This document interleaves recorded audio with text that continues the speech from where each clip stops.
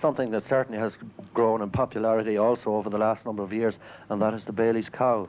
Yes, indeed, it has got a huge attraction. It brings animals from all over the country, north and south, and it's become a very prestigious award to win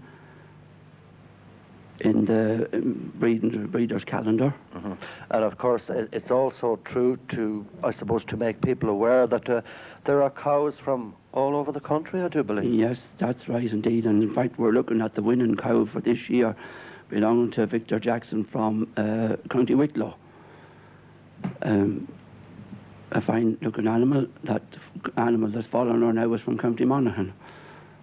One often wonders how judges judge these. What do they look for? Each judge has his own criteria, but they look for quality in every way and durability, and their production records are taken into account as well. Indeed. Now, of course, the show at that stage has come to a close, because there, of course, you were looking at the people coming away from it, heading back in the general direction of home, with the odd little stop on the way.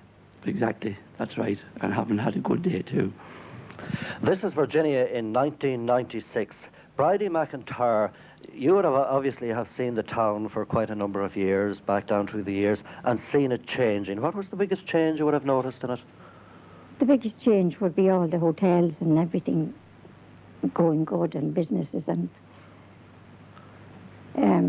shows and all that kind of thing. Since I came, the first show was in 1940, and I exhibited at the first show in 1940. But apart from a little bit of refurbishing some of the houses and the buildings there that we look at, they're much the same. They're the original buildings. Oh, really. they are all the original buildings, yes. Yeah. And that's a good way too. Is there much history to Virginia? Quite a lot. When I was looking for the job in Virginia in 1936, when I applied for that, I was told it was the Killarney of the North. And it is really great for visitors and all that kind of thing. A lot of progression. John O'Reilly, you're a former president of the Agricultural Show Society here in the town. A lot of progression in a long space of time, would you say, or was it a shorter space? Well, if you have to go back to Cromwell's time, and the time that Virginia was. I mean, Virginia is the most southerly town in Ulster that was planted, and that in itself is a very interesting thing. You're looking there at the Park Hotel there at the moment, which was the Headford Hunting Lodge. And since then it was owned by the MacDonald family. It's owned now by an American consortium. And it boasts beautiful scenery now over there at the Park Hotel. But you talked about Virginia. I mean, some of the old families are still in the town, families that were there from back generations. Businesses have just turned over, and the same families are still there in them. The Development Committee, can you talk to us a little bit about that? That's something that came on stream in more recent times? Yeah, I suppose the Development Committee and the Tidy Towns would be one and the same people, made up of totally voluntary effort, and would have done a good bit in the last 10 years or so to enhance Virginia and put it back on the map again. I mean, Virginia was a National Tidy Towns winner in the 60s. Virginia and Ballyjim stuck it for 4 years, 2 years each. But it lapsed, no doubt about it. And in the last 10 years or so, Virginia has improved well, and we're coming back up in the rankings again.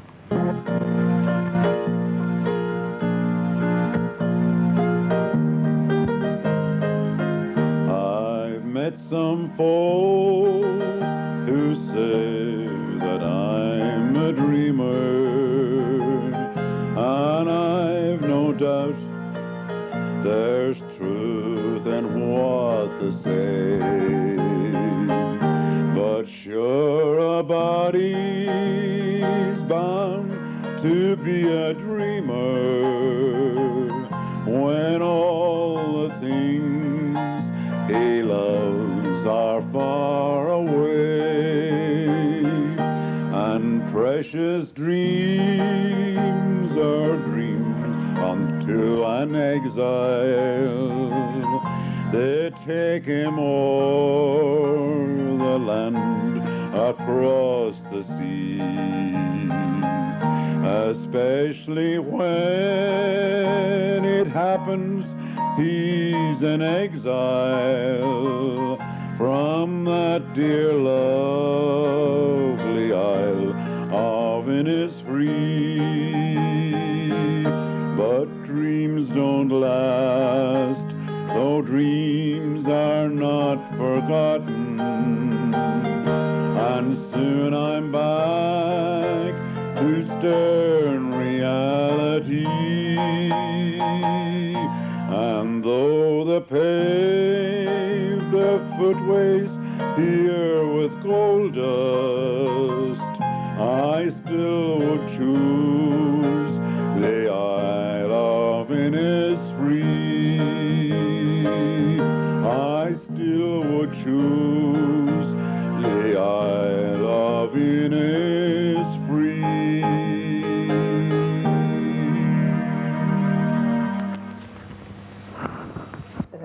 Virginia was founded in 1609 when the Crown gave lands to Captain John Ridgway with instruction to build a town on the shore of Lough Ramor.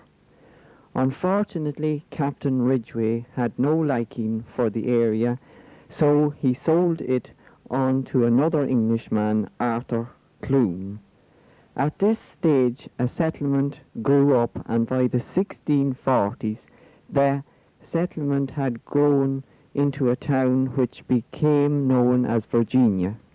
The town became a stopover for people travelling from Dublin to Enniskillen. Since its humble beginnings, it has weathered the storm of famine, civil war, and economic disasters, and today it is an go-ahead thriving area. Indeed, Virginia has provided many famous people who helped structure the world today.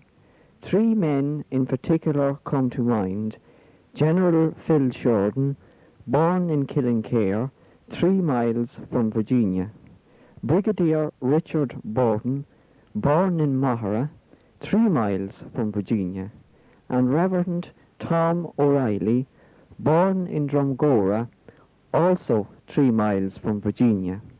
All 3 men played their part in the Civil War of America and will always live in the hearts of the people of Virginia. Mine eyes have seen the glory of the coming of the Lord. He is trampling out the vintage where the grapes of wrath are stored.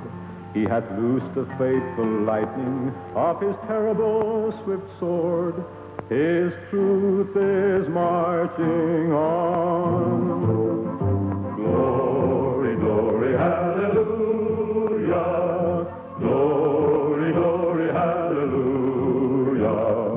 Glory, glory, hallelujah. His truth is marching on. I have seen him in the watchfires of 100 circling camps. They have drilled at him an altar in the evening dews and damps. I can read his righteous sentence by the dim and flaring lamps. His day is marching on. Glory, glory, hallelujah. Glory, glory, hallelujah. Glory, glory, hallelujah. His day is marching on.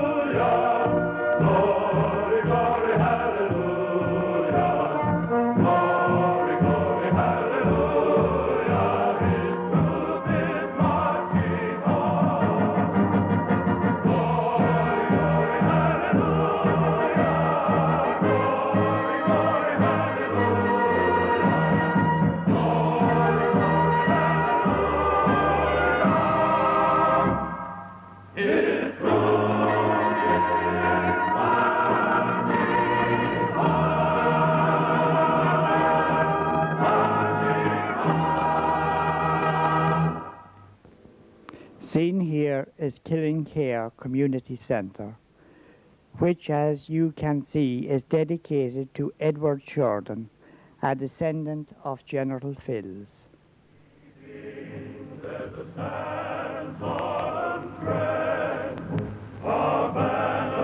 Also shown on film is the Church of Ireland.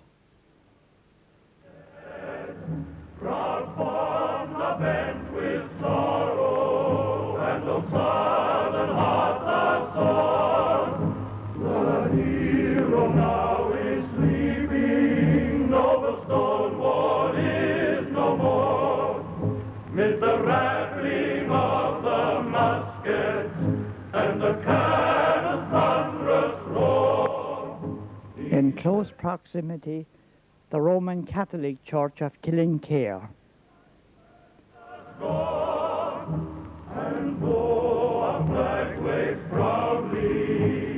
And primary school in the background. The gallant deeds of Chancellorsville will mingle with grief. Many famous people have used Virginia and surrounding areas to draw inspiration from its beauty and tranquility. Some of the more famous ones, like Jonathan Swift, Dean of St. Patrick's, Dublin, who was a frequent visitor to the Sheridan family at Killinkere House. And while there, he penned Gulliver's Travels. Another famous person to hail from the Virginia area was Madeline King Farley, Cornessess, Virginia, who composed that famous song, The Old Bog Road. And she is also famous for being the first woman to receive a university degree. Madeline King Farley was related to General Phil Sheridan.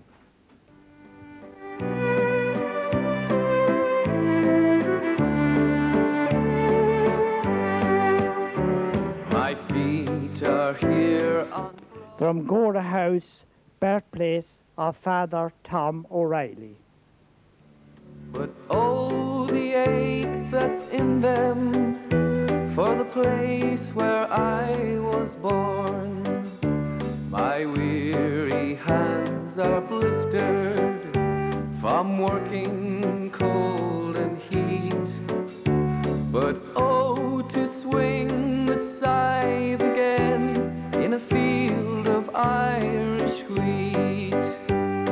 Had I the chance to journey back our own king's abode, I'd rather see the hawthorn tree and the old bog road. My mother died last springtime when Ireland's fields were green. The neighbors said her waking was the finest ever seen. There were snowdrops and primroses piled high beside her bed, and Fern's church was crowded when the funeral mass was said. But here was I on Broadway, just building bricks by load, when they carried out her coffin down the old bog road.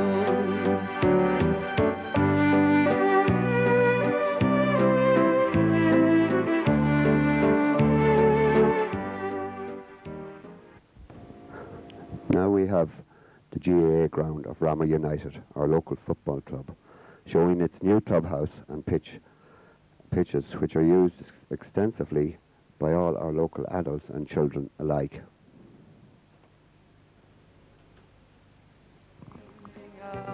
By man, I take the day for what it's worth and do the best I can. Since no one cares a rush for me, what need for